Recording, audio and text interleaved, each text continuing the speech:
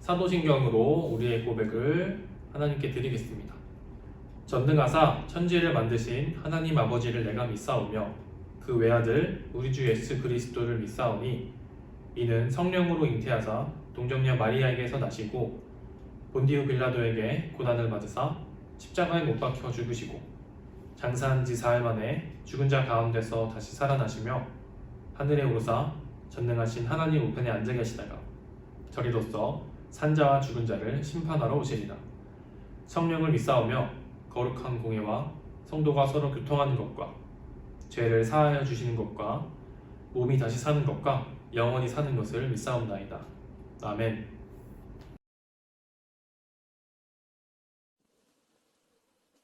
아들이 이르되 아버지 내가 하늘과 아버지께 죄를 지었사오니 지금부터는 아버지의 아들이라 일컬음을 감당하지 못하겠나이다 하나 아버지는 종들에게 이르되 제일 좋은 옷을 내어다가 입히고 손에 가락지를 끼우고 발에 신을 신기라.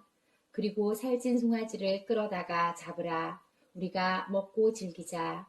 이 내 아들은 죽었다가 다시 살아났으며 내가 잃었다가 다시 얻었노라 하니 그들이 즐거워하더라. 아멘. 사랑의 하나님 아버지 감사합니다.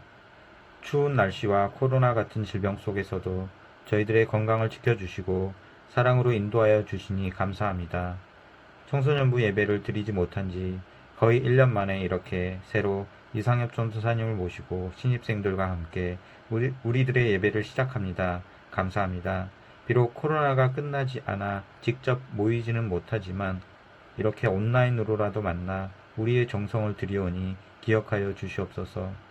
예모, 보민, 동안이가 새로 청소년부에 들어왔습니다. 특별히 사랑하여 주시고 지켜주시옵소서. 우리 학생들 모두 한 학년씩 진급하였습니다. 2021년 새해도 벌써 한 달이 지났습니다. 올해 세웠던 계획을 실천할 때에 주님께서 길을 이끌어 주시옵소서.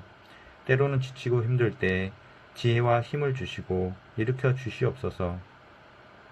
주님, 지난 한 주간 저희들의 잘못을 고백하고 회개합니다. 용서하여 주시고 새로운 한 주간도 어둠 속에 등불이 되어 지켜주시옵소서. 올 한 해 주님 안에서 하나 되는 청소년부 되게 하여 주시옵소서. 이 모든 말씀 주 예수님 이름으로 기도드립니다. 아멘.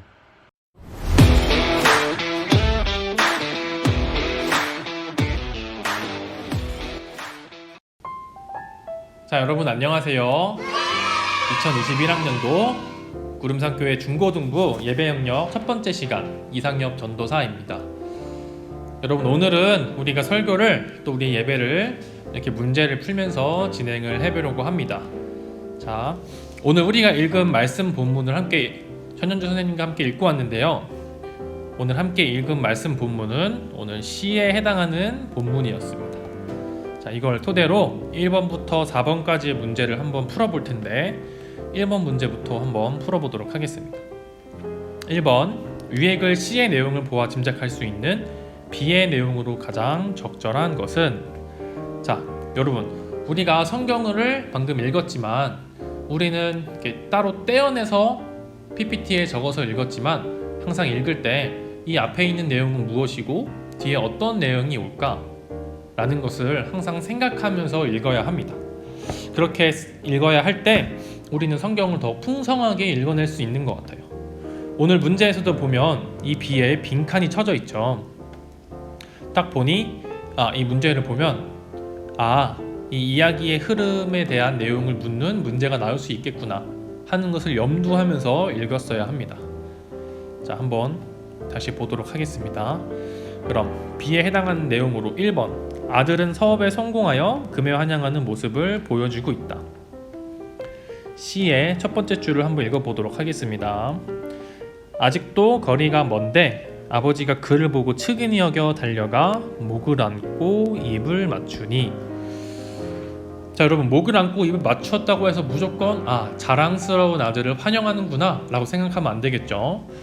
우리가 자세하게 봐야 될 것은 이 측은히 라는 단어를 보면서 이 등장인물의 심리 상태가 어떤가를 볼 수 있어야 합니다. 항상 이 형용사와 부사를 잘 읽어야 합니다, 여러분. 측은히 여겼다는 것을 보니까 아들이 자랑스럽다거나 하는 건 아닌 것 같아요.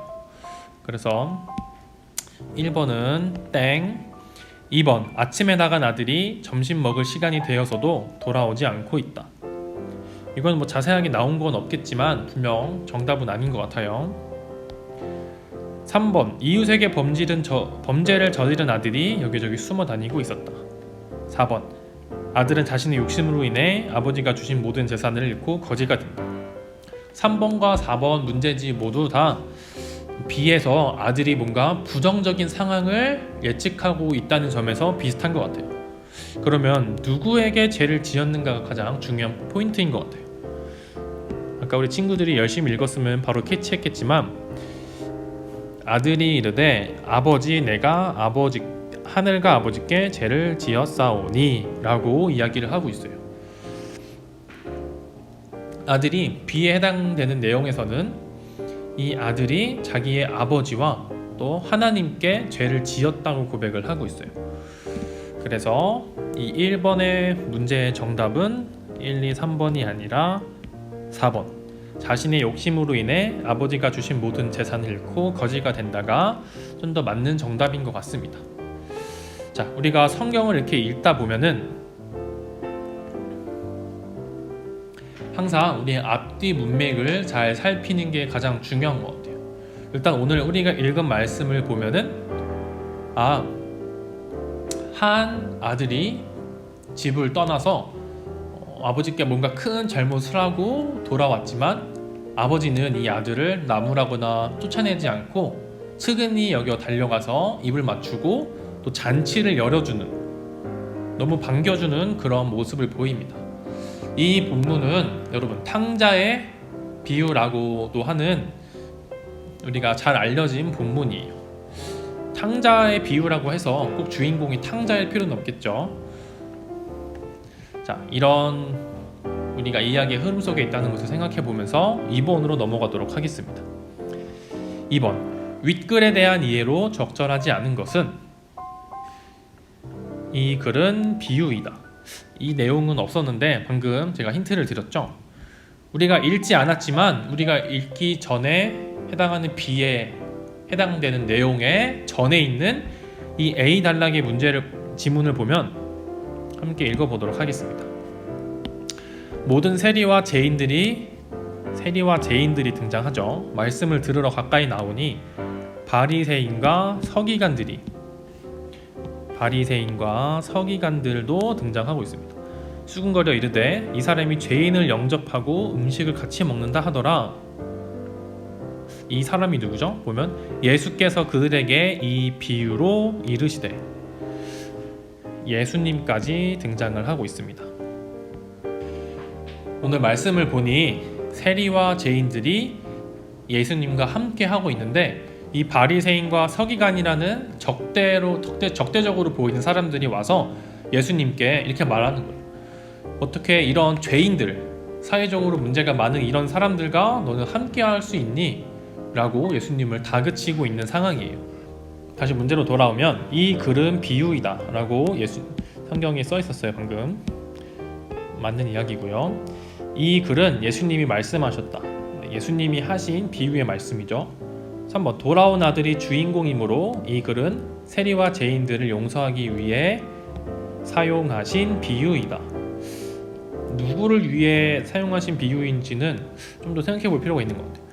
4번 아버지가 주인공이므로 이 비유는 예수님이 세리와 죄인들을 위해 바리새인에게 하는 비유이다.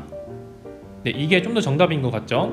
예수님이 세리와 죄인들을 옹호하기 위해 바리새인에게 주는 교훈을 주기 위해 하는 비유의 말씀인 것 같아요. 아들이 주인공, 아버지가 주인공인지는 정확히 나와 있지 않지만 이 말씀은, 이 비유는 바리새인에게 하는 비유입니다. 5번 아버지는 열심히 일한 첫째 아들에게는 아무 관심이 없다. 이거는 아직 몰라요, 그렇죠? 일단 3번은 아니고 5번은 모르겠지만 정답이 2개라고 했으니까 이것도 아닌 것 같아요. 그럼 정답은 3번, 5번. 정답만 풀기 위해서는 넘어가야겠지만 우리가 뒤에 어떤 내용이 있었는지에 대해서 한번 읽어보도록 하겠습니다. D번 지문을 함께 읽어볼게요. 열심히 일하던 첫째 아들은 둘째가 돌아와 아버지께서 잔치를 벌이고 계신 것을 알게 되었다. 첫째 아들은 화가 나서 아버지께 찾아가 말했다. 아버지, 저는 항상 아버지의 말을 거역하지도 않고 누구보다 열심히 일하는데 저를 위해서는 염소 한 마리라도 잡아주신 적이 없으시잖아요. 어떻게 이러실 수 있죠? 저렇게 못난 놈이 저보다 중요한 건가요? 아버지가 대답했다. 예, 너는 항상 나와 함께 있으니 내 것이 다 네 것이로되 이 네 동생은 죽었다가 살아났으며 내가 잃었다가 우리가 얻었기로 우리가 즐거워하고 기뻐하는 것이 마땅하단다 하면서 이야기가 멈추고 있어요. 이 아버지는 둘째 아들을 더욱 사랑했기 때문에 둘째 아들을 반겨준 것이 아니라 첫째 아들은 또 사랑했지만 둘째 아들도 사랑하고 있다는, 너는 나와 항상 함께 있었으니까 그동안 내 건 다 네 것이었어 라고 이야기를 하는 부분을 보니 이 5번도 아버지는 열심히 일한 첫째 아들에게는 아무 관심이 없다 라는 부분은 틀린 것 같아요. 자, 이번까지 문제를 풀고 나서 보니까 이 성서 이야기는 예수님께서 세리와 죄인들과 함께 있었을 때 바리새인에게 했던 말씀이었던 것 같아요. 그리고 그 말씀의 내용은 한 아들이 아버지에게 재산을 받아서 독립했지만 결국 그 아버지의 모든 재산을 날리고 결국엔 집으로 돌아와서 아버지께 혼나야겠지만 아버지, 제가 너무 배가 고파서 죽을 것 같으니 제가 아버지 아들이 아니라 아버지 종으로 살게 해주세요 라고 빌기 위해서 돌아왔지만 아버지는 이 아들을 멀리서부터 보자마자 달려가서 껴안고 맞이하고 다시 아들에게 좋은 옷과 반지를 끼워주면서 잔치를 벌이는 그런 모습을 보여주고 있어요. 과연 예수님께서는 이거를 바리새인에게 들려주면서 무엇을 이야기하고 싶으셨던 걸까요? 이걸 이해하기 위해서는 우리가 바리새인과 서기관들은 어떤 사람인지 또 세리와 죄인들은 어떤 사람인지를 깨닫는 게 참 중요한 것 같아요. 여러분, 바리새인과 서기관들은 당시에 신앙으로 또 이 기독교를, 이 교회를 이끌어가는 아주 중요한 사람들이었어요. 이 성경에는 바리새인의 모습을 잘 보여주는 이야기가 등장을 하는데요. 바로 성전에서 한 바리새인의 기도예요. 이 바리새인은 자신이 열심히 죄를 짓지 않고 살아가는 모습을 성전에 나와서 기도해요. 제가 일주일 동안 죄를 짓지 않고 또 열심히 살고 거룩하기 위해서 열심히 노력하고 헌금도 열심히 하고 제사도 열심히 드렸던 제 모습을 하나님 받아주세요 라고 고백을 하는 정말 열심으로 살아가던 신앙인들이었어요. 그런데 이 사람들은 하나님께로부터의 거룩함을 구별하기 위해서 죄를 짓는 사람들과는 멀리 했어요. 그 죄인들과 세리들, 같은 민족인 이스라엘 사람들에게, 이 유대인들에게 로마의 세금을 걷는, 이 세금 걷는 사람들을 바로 세리라고 해요. 이 세리를 죄인 취급하면서 예수요, 당신은 이런 죄인들과 함께 어울리면 안 됩니다 라고 되게 신실하고 거룩한 사람들이었어요. 예수님께서 이 바리새인들에게 이 이야기를 들려줬을 때, 야, 너네도 언제든지 이 둘째 아들처럼 잘못을 저지르는 아들이 될 수 있어 라고 이야기하는 건 아닌 것 같아요. 우리 4번 문제지에서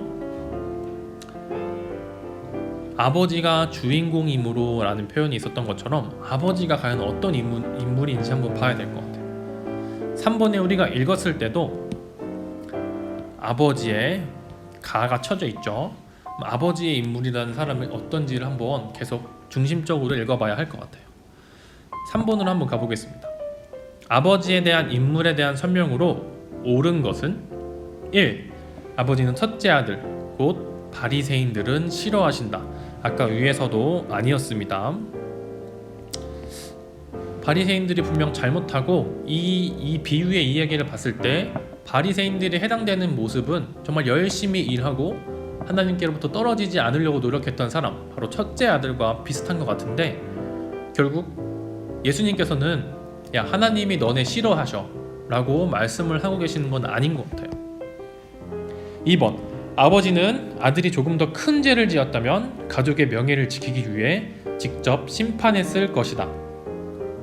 이거는 나와 있지 않지만 이 아버지의 사랑을 보았을 때 그럴 것 같지는 않아요. 땡이고요. 3번, 아버지는 아들을 사랑하지만 아들이 아닌 다른 사람들 곧 첫째 아들과 둘째가 아닌 우리들에게는 사랑을 베풀지 않을 것이다. 네, 예수님께서는 이 바리새인에게 하신 것이지 우리들에게 하신 것이 아니기 때문에 이렇게 해석하는 건 너무 과대 해석이고 좀 쓸데없는 해석인 것 같아요. 4번, 아버지가 재산이 많고 첫째가 말을 잘 들은 것을 보아 사회적 계급이 높고 가부장적이고 명예를 중요시 여기는 귀족이었을 것이다. 근데 재산이 많고 하고 그런 것들은 실제적으로 어떤 이 첫째와 둘째 아들의 아버지였던 이 사람의 역사적인 사건을 이야기하고 있는 것이 아니라 비유를 말씀하고 계신 것이죠. 그래서 이건 아닌 것 같아요. 하지만 예수님께서는 이 사회에 있었던 과부장적이고 명예를 중요시 여기는 어떤 귀족 같은 사람을 두고 이야기하셨던 것 같아요. 정답은 자연스럽게 5번이 되겠죠. 아버지는 하나님을 표현하기 위한 비유의 등장인물이며 자신의 아들 곧 우리 모두를 조건 없이 그리고 무한하게 사랑하신다는 것을 표현하고 있다. 네, 예수님께서는 이 바리새인들에게 하나님 곧 이 비유의 등장인물인 아버지를 주인공으로 하나님의 사랑은 이렇단다라는 것을 보여주고 있어요. 하나님의 사랑은 너네 첫째 아들 바로 바리새인과 서기관들만을 위한 사랑이 아니라 때로는 잘못을 저지르기도 했던 또 참 못나 보이기도 하는 이 둘째 아들들, 바로 우리 이방인과 죄인들, 이 모든 사람들을 위한 사랑을 가지고 계신 분이라는 것을 이야기해주고 있는 것 같아요. 네, 여러분, 그래서 오늘 말씀을 정리해보면 예수님께서는 죄인과 세리들을 차별하고 있던 바리새인에게 이 비유를 통해 말씀을 하고 계신데, 특히 아버지에 대한 인물에 대한 묘사로 바리새인들에게 교훈을 주고 있는 것 같아요. 그 교훈은 바로 하나님은 둘째 아들만, 못난 사람들만 사랑하는 것도 아니고 첫째 아들, 성실하고 열심히 하는 첫째 아들만 사랑하는 것이 아니라 아버지의 사랑은 무한하고 조건이 없는 그런 분이시라는 것을 표현하고 있는 것 같아요. 지금 시대로는 딸바보 같은 아버지들이 많기 때문에 그런 아버지의 모습을 상상하기 쉽지만, 이 당시에 예수님께서 말씀하고 계셨던 당시의 상황은 정말 가부장적인 시대였을 텐데, 항상 가족을, 명예를 중요시 여기는 그런 사회 속에서 아버지가 항상 집을 떠나 사고를 치고 있는 이 아들을 항상 기다리고 있어서 멀리서부터 아들을 바라보고 바로 달려가는 그 모습을 보고, 그리고 또 정말로 바라보자마자 바로 뛰어가는 그 모습 속에서 다른 사람들에게 어떤 명예를, 어떤 체면을 중요시 여기지도 않고 정말 아들만을 향한 사랑을 가진 아버지의 아들 바보인 그런 아버지의 모습을 예수님께서 이야기하고 계신다는 것은 정말 당시의 시대로는 납득할 수 없는, 좀 말도 안 되는, 명예를 더럽히는 아버지의 모습처럼 보일 수도 있을 만큼의 어떤 획기적인 말씀이었던 것 같아요.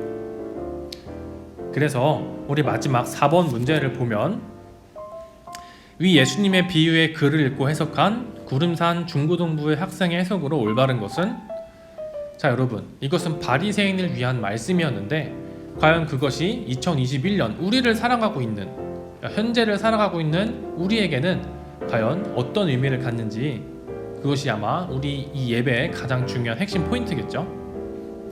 1번, 이 글은 바리새인에게 한 말씀이니 우리는 들을 필요가 없어. 네, 우리 어린이부랑 하면은 항상 짓궂은 친구들은 이게 정답이라고 막 하는 친구들이 있었을 것 같아요. 2번, 맞아, 바리새인은 예수님을 인정하지 않던 사람들이니 우리에게는 해당되는 말씀이 아니야. 이것도 아니고요. 아버지와 아들이 만난 것처럼 우리도 잘못해서 용서받기 위해 하나님을 만나려면 만나야 하니까 죽음 이후의 세계에서만 만날 수 있어. 이건 잘못된 신앙입니다, 여러분. 4번, 아니야, 아버지와 아들이 만나는 공간은 어쩌면 우리가 온라인, 오프라인에서 드리는 예배가 될 수도 있지 않을까? 오, 맞는 것 같아요. 5번, 맞아, 코로나로 예배를 떠났던 우리가 여기저기서 지은 죄를 갖고 다시 예배로 돌아와도 하나님은 심판의 무서운 하나님이 아니라 가부장적 명예 따위 신경 쓰지 않는 아버지처럼 우리를 용서해 주시고 반겨 주실 거야. 이 두 친구의 해석이 가장 우리의 해석이 되어야 하는 것 같아요. 여러분, 하나님은 우리가 죄를 지을 때마다, 못난 짓을 할 때마다 심판하시는 그런 무서운 하나님이 아니세요. 하나님은 언제나 우리를 지켜보고 계시고, 집을 떠나, 교회를 떠나, 예배를 떠났던 우리의 모습을 항상 멀리서부터 언제쯤 올까 하고 항상 기다려주시는 하나님의 모습인 것 같아요. 우리는 바리새인도 아니고 서기관도 아니고 세리들도 아니지만 우리가 이방인으로서, 예수님 시대의 이방인으로서 우리는 이 성경에서 소외된 사람들이 아니라 항상 무한하신 하나님의 사랑 속에 있는 등장인물이고 주인공임을 우리가 항상 깨닫지 않고 돌아가야 해요. 여러분, 우리가 오랫동안 예배를 드리지 않고 떠나 있었지만 다시 우리가 이 예배를 돌아오는 자리가 생겼어요. 그런데 이 예배를 통해서 우리 친구들이 올 때 죄책감 같은 거, 또 무거운 마음, 이런 것을 가지고 있지 않고 언제든지 아버지께 달려와서 안길 수 있는 그런 마음을 갖고 함께 예배를 드렸으면 좋겠어요. 이제 우리가 앞으로 항상 이렇게 예배를 드릴 텐데 우리 예배를 통해서 하나님 아버지의 무한하신 사랑을 깨닫고, 또 때로는 엄마 같은 하나님의 어떤 따뜻함과 또 그런 사랑스러움을 또 우리가 받는 예배가 되었으면 좋겠습니다. 앞으로 우리 예배를 통해서 우리가 더욱더 행복하고 또 은혜가 충만해지는 예배가 되기를 소망합니다. 다음 시간에 또 만나요. 안녕. 주기도문으로 오늘의 예배를 마치도록 하겠습니다. 하늘에 계신 우리 아버지여, 이름이 거룩히 여김을 받으시오며 나라가 임하시오며 뜻이 하늘에서 이루어진 것 같이 땅에서도 이루어지이다. 오늘 우리에게 일용할 양식을 주시옵고 우리가 우리에게 죄진 자를 사하여 준 것 같이 우리 죄를 사하여 주시옵고 우리를 시험에 들게 하지 마시옵고 다만 악에서 구하시옵소서. 나라와 권세와 영광이 아버지께 영원히 있사옵나이다. 아멘.